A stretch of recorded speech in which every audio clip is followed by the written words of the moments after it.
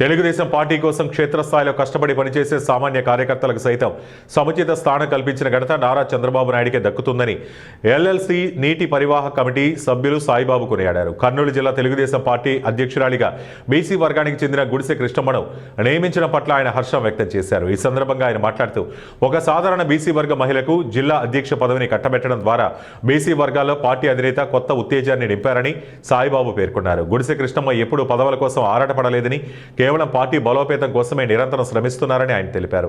పార్టీని నమ్ముకుని పనిచేసే ప్రతి ఒక్కరికి గుర్తింపు ఉంటుందని ఈ నియామకం ద్వారా చంద్రబాబు నాయుడు మరోసారి నిరూపించారని కొనియాడారు. ఓకే సార్, చెప్పండి సార్.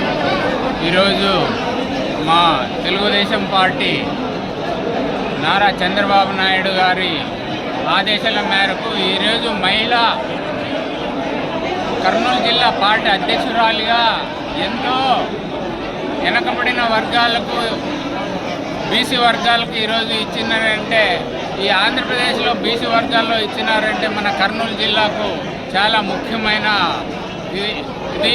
ఆమె కూడా చాలా యాక్టివ్గా ఉంది, బాగా చేస్తుందని, జిల్లా లెవెల్లో కూడా మంచి పేరు తెస్తుందని కూడా మాకు నమ్మకం ఉంది.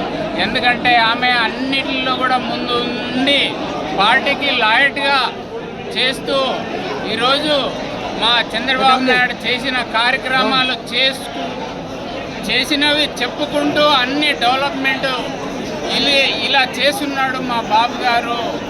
వరల్డ్ వైజ్ కూడా అంతా తిరిగి కూడా మంచి మంచి కంపెనీలు అయితేనేమి, ప్రతి ఇండస్ట్రీస్ ఐటీ కంపెనీలు అయితే మన లోకేష్ బాబు గారు అయితే ఇంకా నాన్నకు మించిన తనయుడులాగా ఈరోజు లోకేష్ బాబు కూడా ముందుకి పోతున్నాడు. ఎందుకంటే ఈరోజు శాశ్వతంగా ఈ ఆంధ్రప్రదేశ్లో ఒక 20-25 సంవత్సరాలు టీడీపీ పార్టీ ఉంటే ఎంతో డెవలప్ అవుతుందని మేము ఆశిస్తున్నాము. ఎందుకంటే ఇంతకుముందు చూశారు జగన్మోహన్ రెడ్డిది అంతా, నేను నవరత్నాలని నవ మోసాలు నవ దగాలు చేసి అన్ని నవరత్నాలు నవ